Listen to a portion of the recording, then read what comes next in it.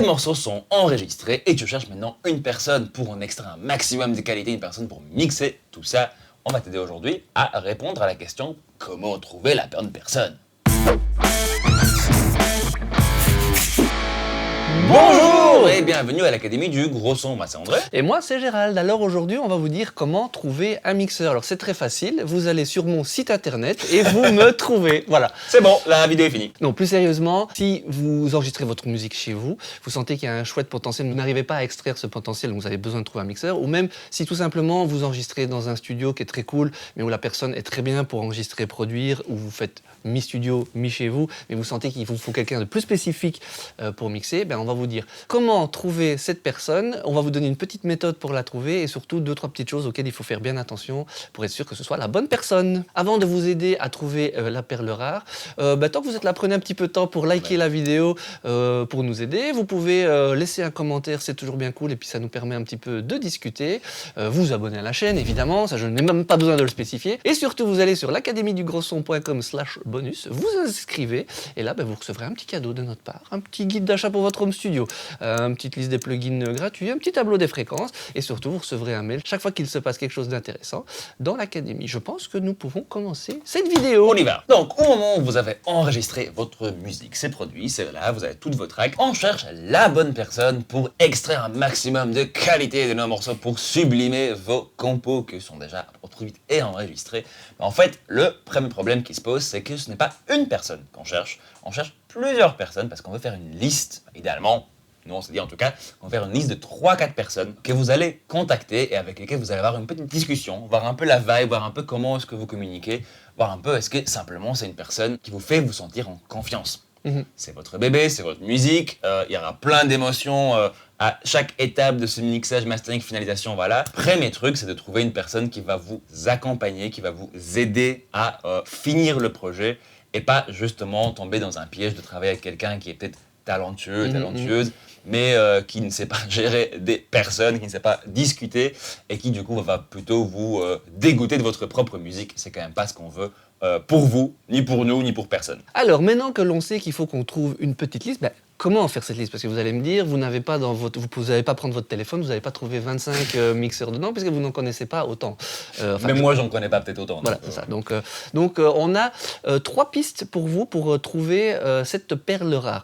Alors, la première piste qu'on vous conseille de suivre, c'est de tout simplement de voir qui a mixé des choses que vous aimez. Ça peut paraître évident, mais c'est aussi simple que ça.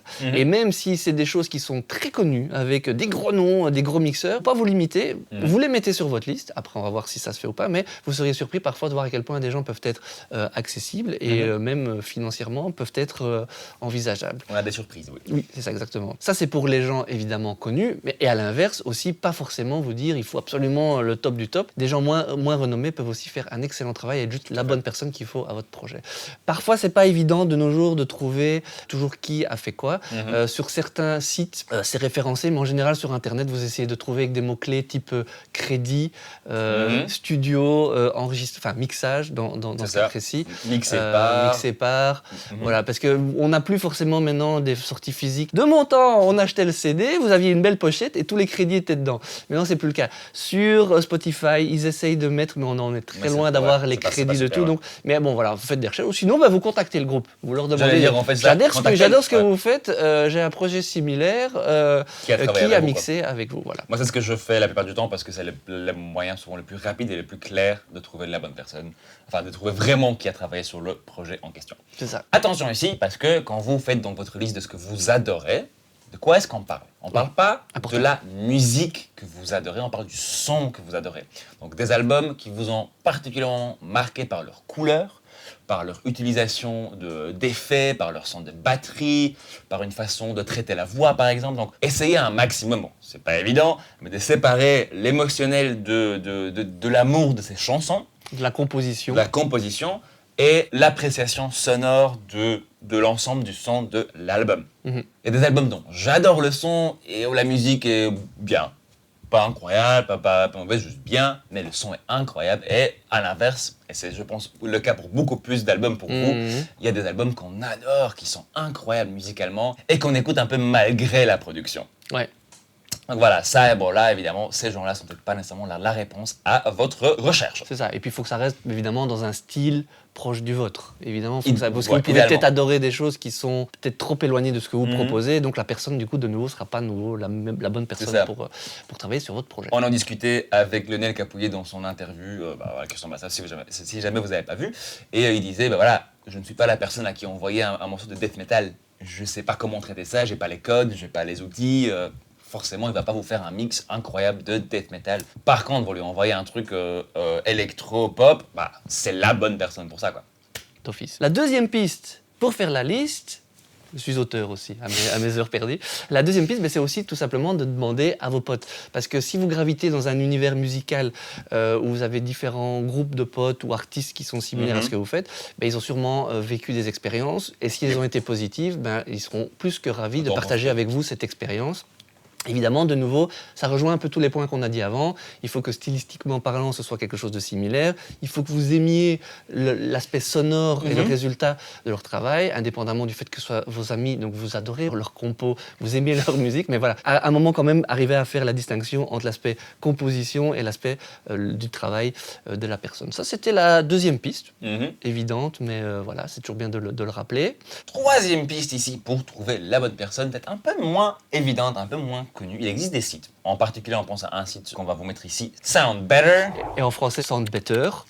Exactement, qui existe exactement pour répondre à cette question-là. Sur ce site, vous allez trouver en fait plein de producteurs, productrices, mixeurs, mixeuses, des ingé mastering, enfin un peu tous les profils de techniciens de la musique. Et c'est sous un format un peu plus vitrine, un peu plus magasin. Donc on a tous ces profils différents en fonction des styles, en fonction des albums, sur lesquels ils ont travaillé, en fonction des budgets qu'on peut leur donner. Et là-dessus, vous pouvez contacter très vite plusieurs personnes, assez rapidement recevoir des offres de prix et de disponibilité, et de vous faire une petite liste encore plus fournie. Et peut-être aussi trouver des noms auxquels vous n'aurez juste pas pensé sinon. Et en plus, ce qu'il y a de bien sur le site, c'est que les gens qui sont dessus, s'ils veulent avoir un résultat un peu efficace, je prends du côté du mixeur, ils doivent être au taquet, c'est-à-dire vous répondre, parce que plus vous serez content du service qu'ils ont fourni, et plus ils auront des évaluations positives, plus ils seront sur le haut. Et donc, si vous allez vers quelqu'un qui a beaucoup d'évaluations positives, de prime abord, ça veut dire que, alors je dis pas que c'est d'office la bonne personne pour votre projet, mais au moins vous êtes sur quelqu'un où vous pouvez y aller un peu plus en confiance. C'est le souci quand vous suivez un peu les autres points qu'on a donnés, c'est qu'il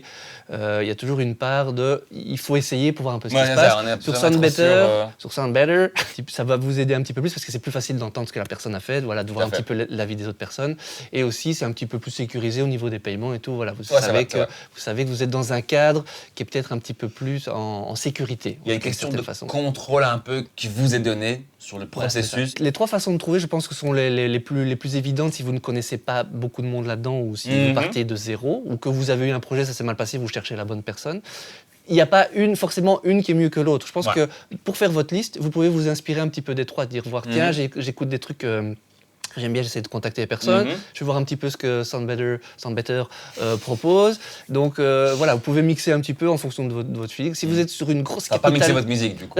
Pour mixer, vous pouvez mixer un peu les options pour trouver votre solution. C'est sûr que si vous êtes dans une grande capitale de la musique, vous aurez plus facile à avoir des potes et des gens à proximité que si vous êtes au fin fond perdu d'une cambrousse. Évidemment, vous aurez peut-être plus facile d'utiliser Internet pour trouver des gens parce que voilà, il n'y a peut-être même pas d'autres artistes dans le même style que ce que vous faites de par chez vous. Ça, c'est comment trouver la bonne personne, en faisant attention aux petits éléments qu'on a donnés. Comme vous êtes cool, que vous êtes resté jusque-là, on a un petit bonus pour vous à ajouter à tout ce qu'on a déjà dit. Donc, une fois que vous avez votre liste, qu'est-ce qu'on va faire ensuite? La première chose qui nous paraît fort importante, c'est ne pas trop se fier à la façon dont cette personne qui va mixer votre musique apparaît sur Internet. Donc, un super compte Instagram avec des beaux studios, une grosse table de mix et des machines dans tous les sens, n'a évidemment peut-être pas, mais n'a pas vraiment d'impact réel sur comment votre musique va sonner en fin de compte, une fois que le processus est fini. Exemple personnel, mon groupe Omnerod, dont on a sorti un album il n'y a pas très longtemps, a travaillé avec le producteur-mixeur Julien Huysens, un pote à moi ici en Belgique. Julien n'a pas de studio commercial, tout se passe dans sa chambre, voilà, c'est visuellement, il n'y a pas grand-chose qui vous intéresserait, mais par contre, il est incroyablement à l'écoute et il a fait un travail monstre sur cet album. Honnêtement, on n'aurait pas pu aller avec une autre personne, je pense, pour avoir ce résultat-là, en tout cas, c'est cette qualité de résultat. Donc, premier truc, ne pas se fier au bling-bling.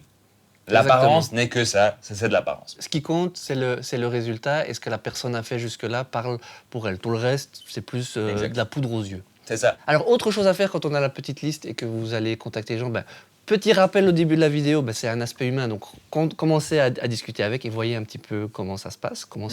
Si vous avez un a priori négatif dès le départ, je vous déconseille de continuer avec la personne. Si vous sentez que la personne met 3 semaines à vous répondre ou n'est pas très réceptive à ce que vous demandez. Ça, c'est... Comment vous me parlez à moi, du coup 3 semaines, c'est normal.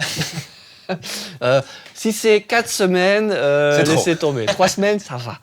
Et alors, dernier point qui est important, si vous partez pour un projet relativement conséquent, un album, un EP, en tout cas, c'est ce que moi je conseille toujours aux gens avec qui je travaille, c'est de faire d'abord un titre. Comme ça vous engage pas trop. Après, vous discutez avec la personne. Peut-être que pour un titre, il va vous demander un peu plus. Et après, si ça donne bien, enfin que tout se passe bien, il sera peut-être un peu dégressif sur les prochains. Donc, du coup, vous avez peut-être plus intérêt à voir avec certaines personnes pour un album tout de suite, mais vaut mieux tester un titre, quitte à ce que ça ne le fasse pas et vous rendre compte que la personne, ça ne va pas aller. Donc, vaut mieux perdre un titre, entre guillemets, que vous engager pour 10 ou pour un EP, ou même pour 3 titres. Si avec un, déjà, c'est mort, quoi. Parce qu'alors après, autant dire que c'est la mort de la production. C'est ça, voilà. Pour rebondir là-dessus, la plupart des grosses productions qui ont des budgets un peu plus conséquents, ils vont aller chercher plusieurs personnes qui mixent. Ils vont leur envoyer le premier single, par exemple, à 4-5 personnes. Ils vont choisir le mix qui est le...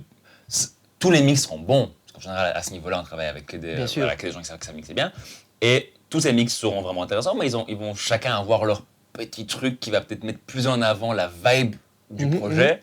Et on va choisir la personne qui a le mieux compris le projet. Et c'est avec cette personne-là qu'on va souvent faire le reste de l'album ou de l'EP. Donc, n'hésitez pas à vous inspirer de ça, même si vous n'allez pas nécessairement envoyer votre premier morceau à plusieurs personnes. Ça revient cher. Ça revient un peu cher. Il y a des gens qui font des test mix. Ça peut arriver aussi. Mais faut pas compter dessus. Ouais. Test mix, ce que je veux dire par là, c'est quelqu'un qui va mixer un morceau complet ou peut-être juste un passage du morceau gratuitement, juste pour tester. Par contre, juste faire un titre, c'est un peu le entre-deux parfait pour se rendre compte que c'est la bonne personne pour notre projet. Parfait. Et je veux aussi rebondir sur ce que tu dis, c'est qu'on essaie de trouver la perle rare, c'est l'idéal, mais vous tracassez pas trop parce que vous allez trouver beaucoup de personnes qui vont être très très bien pour votre projet. Il y aura des différences, il y aura des choses. Après, ça restera toujours votre musique, normalement de base, si la personne vous détruit pas le travail, c'est pas le but. Mais voilà, donc vous tracassez pas non plus de vous dire ah oui, ils ont dit qu'il fallait qu'on en trouve plusieurs et pour trouver la bonne. Il y a sûrement sur cette terre beaucoup de mixeurs qui pourront faire le travail nécessaire pour votre projet, quoi. Donc voilà. Pour beaucoup de mes projets récemment, surtout, je vais chez des mixeurs ou des mixeuses différents et c'est pas toujours nécessairement ce que j'avais en tête. C'est souvent un peu, c'est leur goût, c'est leur vision de mon morceau, ou en tout cas de ma prod, mais ce n'est pas une mauvaise chose non plus. C'est pas parce que ce n'est pas comme moi j'aurais fait que c'est pas une bonne chose. Justement, j'envoie ça chez d'autres gens pour que ce soit pas comme moi j'aurais fait. Logique. Tout ça n'est que des différentes interprétations de votre musique. Comme on dit toujours à la fin de nos vidéos, faites de la musique. Pourquoi ? Parce que l'important, c'est la source. L'important, c'est ce que vous mettez dans votre prod. Cette personne qui va mixer n'est là que pour, entre guillemets, sublimer, pour préciser la vision. Différentes façons de la préciser ne sont pas mauvaises, juste différentes. Voilà, on va fermer un peu là-dessus, peut-être. Oui. Merci beaucoup d'avoir resté avec nous. N'hésitez pas à discuter de tout ça dans les commentaires. C'est là pour ça. Partagez vos avis, répondez à vous, entre vous, en vous-même, tout ça. Répondez pas à vous-même, ça un peu bizarre, mais parlez de tout ça parce qu'on n'en parle pas assez. Il n'y a, je pense, pas assez d'endroits pour partager ce genre d'expérience, ce genre de questionnement. Donc n'hésitez pas à le faire ici. N'hésitez pas aussi à nous dire qu'est-ce que vous intéresse d'autre, qu'est-ce que vous avez d'autre comme problème important de votre existence de musicien, musicienne. Parce que on aimerait bien y répondre, on aimerait bien faire des vidéos là-dessus, donc mettez ça dans les commentaires. Et pour me paraphraser de tout à l'heure, le plus important, après que vous ayez trouvé votre mixeur et que vous êtes en train de faire votre prochain morceau, c'est de faire de la musique.